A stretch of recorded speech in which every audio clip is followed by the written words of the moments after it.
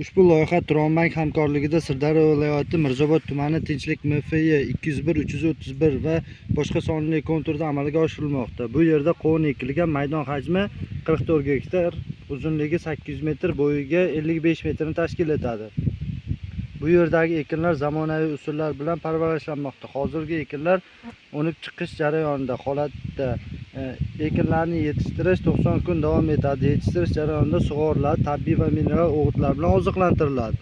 Ushbu loyihaga 88 ta dehqon xo'jaliklari biriktirilgan. Har bir dehqon uchun o'rtacha yarim gektardan yer maydonlari to'g'ri keladi. Loyihani samarali amalga oshirish uchun lider tadbirkor Shirin Fruit MCH ishlab chiqarish korporativi biriktirilgan.